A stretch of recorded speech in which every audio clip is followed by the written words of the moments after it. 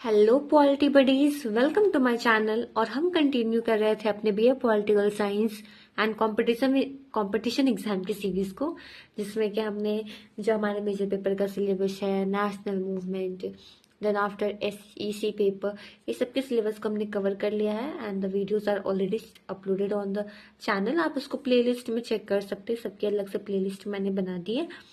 और आज हम कंटिन्यू कर रहे हैं अपनी जो पॉलिटिकल थ्योरी है उसके पेपर का, जिसमें कि अभी यूनिट 1 चल रहा है। यूनिट 1 के कुछ 3-4 वीडियोस ऑलरेडी चैनल पर अपलोडेड है, तो आप उसको देख लीजिएगा सो दैट की अंडरस्टैंडिंग बने।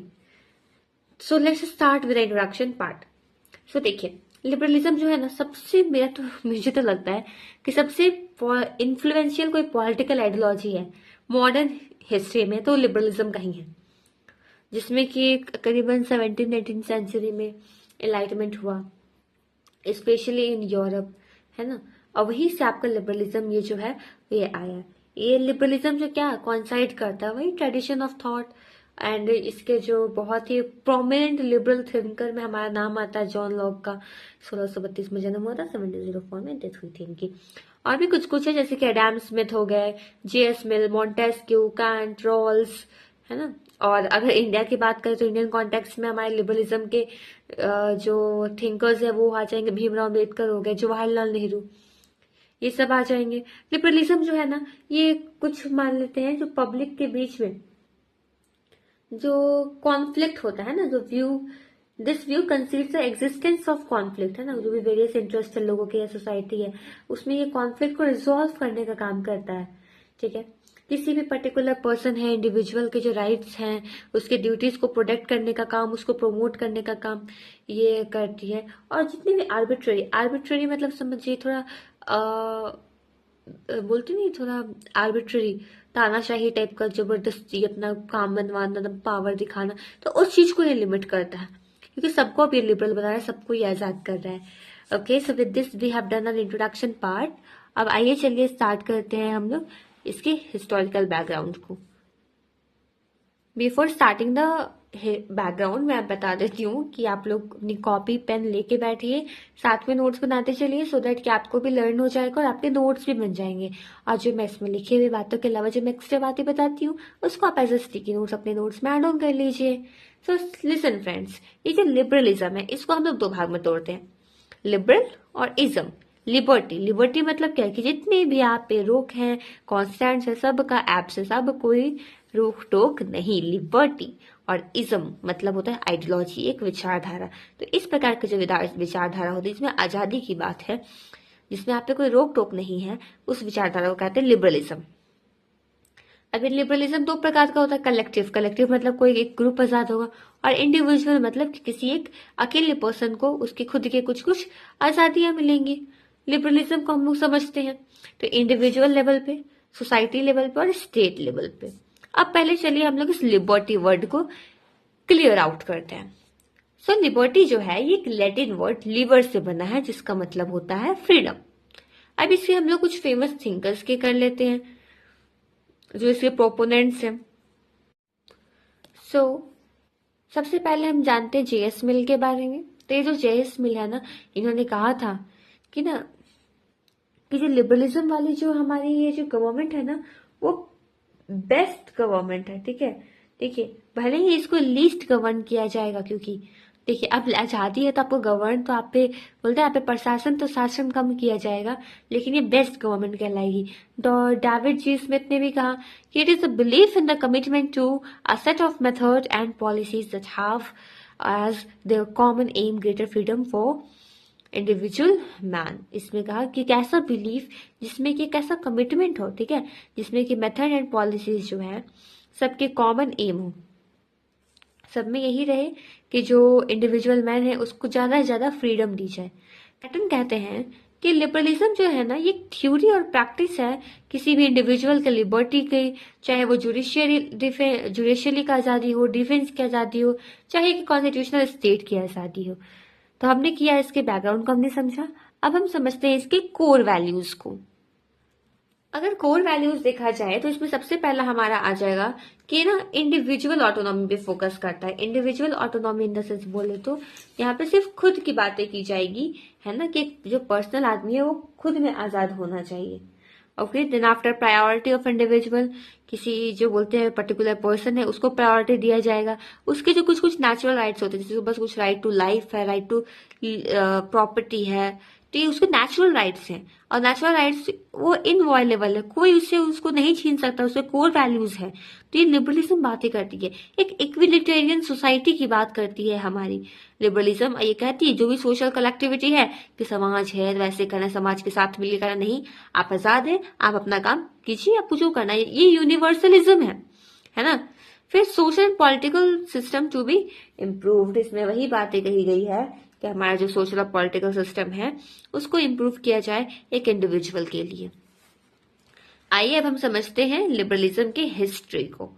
सो सी फ्रेंड्स, 15th सेंचुरी की बात है, अराउंड उस टाइम पे ना फ्यूडलिज्म, मतलब कि वही किंग का शासन था, किंग को कहा जाता था कि वो गॉड है, वही सुप्रीम पावर है, वही कानून बनाएंगे, मोनार्की ही, और इन्हीं की सब ओनरशिप रहेगी। अब आप तो जानते हो कि अब राजा की तानाशाही से लोग परेशान, तो इसका सोल्यूशन उभर के आया एज ए लिबरलिज्म, मतलब कि डेमोक्रेसी में एक बिलीफ का एक बोलते ना रे ऑफ होप के तौर पे ये नजर आया। तो बात है 17th सेंचुरी में, जिसमें कि प्लेटो, सोक्रेट, एडम स्मिथ जैसे हमारे यहाँ फिलोसोफर्स आए। उन्होंने लिबरलिज्म को अपनी राइटिंग्स में यूज किया, ठीक है, और कई जगह उन्होंने बताया कि कोई भी इंडिविजुअल है उसके पास उसकी ये चाइना नेचुरल राइट है ओनरशिप का, और अगर वो करता है तो वो आजाद है। और इस प्रकार से सब आइडियाज पे मेनली इम्फोसाइज जो है क्रेडिट जाता है जॉन लॉक को, और इसलिए उनको फादर ऑफ लिबरलिज्म भी कहा जाता है। पॉपुलर कॉन्सेप्ट जैसे कि अगर मैं कुछ बात करूं लिबरलिज्म से रिलेटेड है, तो सबसे पहला तो मैं कहूंगी इसमें फ्रेंच रेवोल्यूशन की बात कहूंगी, और दूसरा हमारा आ जाएगा अमेरिकन इंडिपेंडेंस का टाइम। ओके, तो हमने किया हिस्ट्री पार्ट भी कवर अपना। अब हम समझते हैं इसके प्रिंसिपल्स को। तो अगर प्रिंसिपल्स की बात की जाए तो पहला आ जाएगा इंडिविजुअलिज्म, यानी कि कोई एक आदमी है, पहले उसको प्रायोरिटी दिया जाएगा।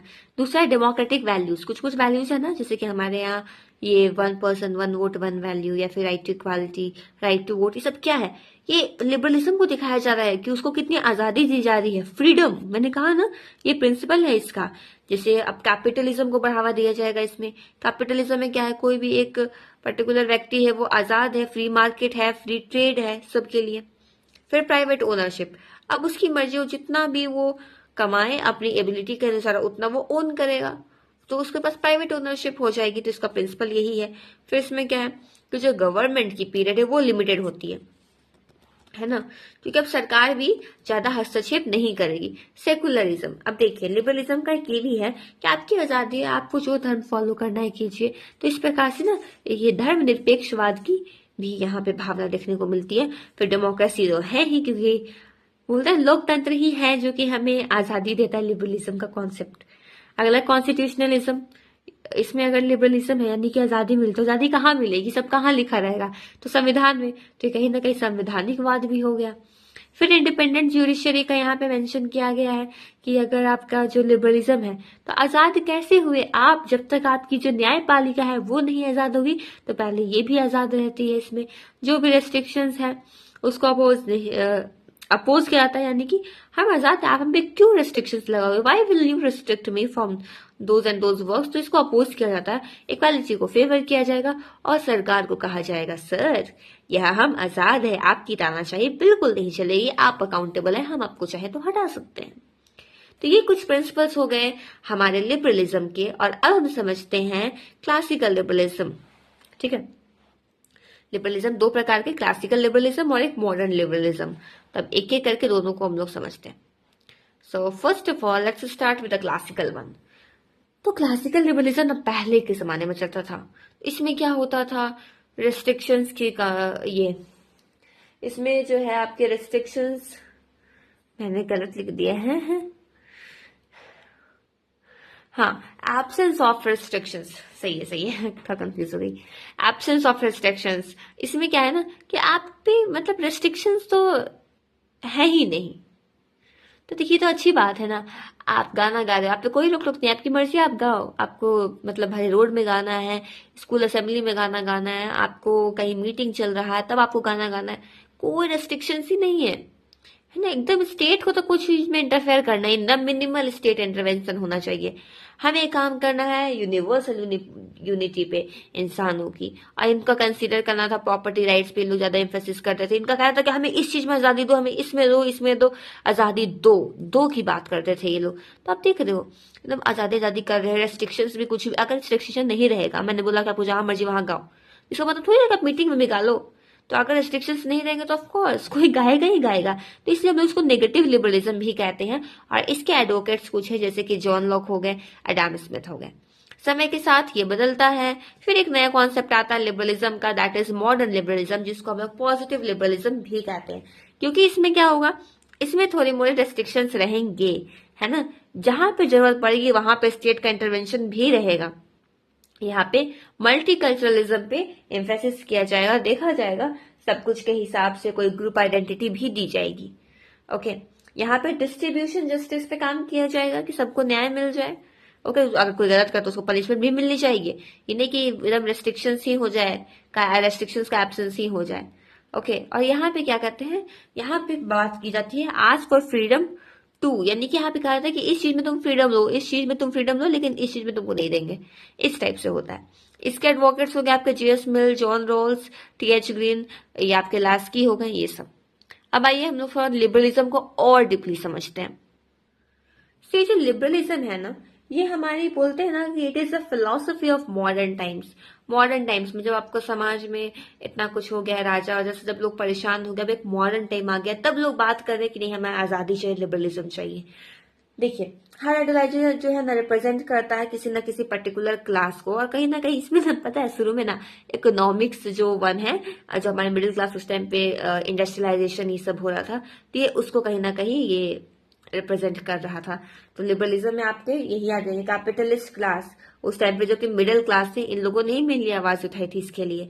लिबरलिज्म आया कैसे, तो देखिए उस समय में जो यूरोप है वहां पे रेनेसां, रिफॉर्मेशन, साइंटिफिक रेवोल्यूशन, ये सब का ये पीरियड चल रहा था, तो उसी का एज अ बाय प्रोडक्ट ये लिबरलिज्म हमें देखने को मिलता है। और ये लिबरलिज्म जो है इसका कोर है लिबर्टी, यानी कि आजादी। अब देखिए इसके भी काफी सारे लिबरलिज्म पे व्यूज हैं। Okay, so now let's discuss this. तो पहला हमारा आ जाएगा ऑन इकोनॉमिक पॉलिसी। तो लिबरलिज्म में यही कहा जाएगा कि फ्री मार्केट होना चाहिए, जैसे कि एडम स्मिथ ने कहा कि स्टेट जो है उसको बार बार इंटरफेयर नहीं करना है, थोड़े इनविजिबल हैंड भी होने चाहिए, मार्केट फोर्सेस होने चाहिए, है ना, डिमांड एंड सप्लाई सबके मामले में स्टेट इंटरफेयर बस नहीं करे, फ्री मार्केट इकोनॉमी चले। अगर हम बात करें ये आपका व्यूज ऑन सोसाइटी में, तो इसमें कोई भी ये बोलते हैं ना कॉन्ट्राडिक्शन, किसी इंडिविजुअल के इंटरेस्ट और कॉमन इंटरेस्ट में कोई नहीं हो, इस टाइप से कोई कॉन्ट्राडिक्शन नहीं हो। इनफैक्ट जो कॉमन इंटरेस्ट है वो डोनेट करे कि हाँ एक हर इंडिविजुअल का भी कहीं ना कहीं ओवरऑल बोले तो वो मेंटेन हो जाए। तो ये सोसाइटी के पर्सपेक्टिव से देखना होता है ना, कि कहीं पे ये ना, देखिए यहाँ पे लोग ये भी क्लेम करते हैं ऑन सोसाइटी व्यूज पे, अगर हम बात करें कि man is prior to whole, सबसे पहले आपको मैन को देखना है। इनके अकॉर्डिंगली क्या है कि सबका भला तो मेरा भला, ऐसा कुछ नहीं होता, मेरा भला तो सबका भला, ये होता है। ओके, सो नाउ नेक्स्ट है हमारा व्यूज ऑन स्टेट। तो इसमें क्या है कि कहा जाता है कि स्टेट तो नेसेसरी एविल है, समझो, एविल भी कहा जाता है इसको और नेसेसरी भी कहा जाता है, क्योंकि स्टेट जो है ना ही नेचुरल है ना ही ये डिवाइन है, बल्कि एक आर्टिफिशियल इंस्टीट्यूशन है ना, जिसे को इंडिविजुअल्स ने ही बनाया है ताकि एक दूसरे के कॉमन इंटरेस्ट को ये आपस में सर्व कर पाए। इनको ऐसा कहा जाता है कि ये डिमांड करते हैं कि हमें ओबीडियंस करो, है ना, हमारे ऑर्डर्स को मानो इंडिविजुअल्स से, ताकि और ये कंडीशन देते हैं कि इसके बदले हम तुम्हारे जो भी तुम्हारे काम रहेंगे उसको हम करेंगे। हाउएवर ये जो स्टेट्स हैं, ये मिनिमल स्टेट को जो लिबरलिज्म में सपोर्ट करता है, ठीक है, क्योंकि ना इसका कहना है कि बस आप थोड़ा रेस्ट्रिक्शंस कम लगाओ, रोल ऑफ स्टेट जितना है बस थोड़ा सा लॉ एंड ऑर्डर मेंटेन करने भर ही किया जाए, रूल्स वगैरह मेंटेन किया जाए, बाकी हम खुद कर लेंगे, ठीक है। फिर है व्यूज ऑन राइट्स। तो देखिए मैन जो है ना उसको जन्म के साथ ही कुछ नेचुरल राइट्स उसके पास होते हैं, जिसको कि किसी भी अथॉरिटी तक ट्रांसफर नहीं किया जा सकता है। और उसी में हमारे जैसे कि ये आपको तो पता ही होगा, ये theory of natural rights, right to life, right to property, right to liberty, ये सब जो हमें दिया गया है। तो इस चलते ही जब राइट टू लिबर्टी दिया गया है तो इसको नहीं छीनना है। और एक है views on equality. Views on equality में क्या है कि फॉर्मल इक्वालिटी, ठीक है, इक्वालिटी ऑफ अपॉर्चुनिटी मिले, इक्वालिटी ऑफ आउटकम मिले, इस प्रकार से व्यूज हैं लिबरलिज्म के इन सब टॉपिक्स पे। अब हम करते हैं इसके क्रिटिसिज्म को। तो देखिए फ्रेंड्स, सबसे पहला तो है कि इसका लिमिटेड रोल है स्टेट में। तो स्टेट अगर इंटरवेन नहीं करेगी तब तो पता चला कि हर एक छोटा छोटा जो प्रोविंस है वो अपने आप को बोल देगा कि now I am a country, I am a country. तो इंटरवेन करना तो बनता है ना, तो ये तो लिमिटेशन हो गया इसका। फिर क्रिटिसिज्म क्या है, एटोमिस्टिक इंडिविजुअल। भैया इंडिविजुअल जो है ना, उसको शेयर करने से ही वो चलता है।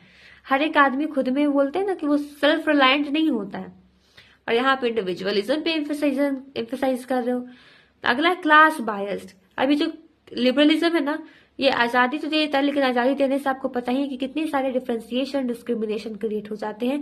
इसके चलते ना अब आपने तो लिबर्टी दे दी कि जिसको जो करना है करो। अब जो करना है करो मतलब क्या, कि काफी सारे कुछ लोग अनएथिकल प्रैक्टिसेस भी करेंगे, जिसके चलते क्या होगा, कुछ वर्कर क्लास का एक्सप्लॉयटेशन भी आगे चल के हो सकता है। तो ये सब कुछ इसके क्रिटिसिज्म्स हुए। आइए हम करते हैं इसके कंक्लूजन को। सो सी फ्रेंड्स, अगर हम कंक्लूजन की बात करें तो हमारा ये लिबरलिज्म है, लिबरल व्यू ऑफ पॉलिटिक्स है, ये एम्फेसाइज करता है किसी इंडिविजुअल के freedom, limited government, democracy, rule of law, tolerance, ये सब पे। भले ही कितनी भी इसमें कमियां हों, लेकिन फिर भी एक डोमिनेंट फ्रेमवर्क है हमारे मॉडर्न पॉलिटिक्स का, है ना। लॉ के नेचुरल राइट से लेके जॉन रॉल्स के जस्टिस एज फेयरनेस तक कितने सारे लिबरलिज्म आज भी कई सारे जैसे कि इश्यूज फेस करता है। लेकिन जैसे अब जो चीजों का अडेप्ट करा, ग्लोबलाइजेशन हो गया, एनवायरमेंटल चैलेंजेस हो गए, सोशल जस्टिस हो गए, ये सब इश्यूज को देख रहा है लिबरलिज्म। हर चीज में आजादी की बात की जा रही है।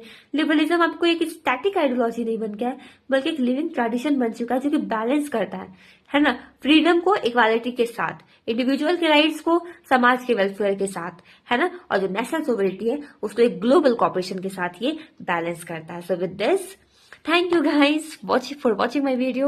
If you really like the video, then please do like, and have any queries or suggestions, then drop it down in the comment box, and please press the bell icon. Do subscribe to my channel to stay connected with me. और आगे के videos में ऐसे ही हम अपनी polity theory को continue करेंगे और सारी वीडियोस आपको प्लेलिस्ट में मिल जाएगी। तो take care, thank you, good bye.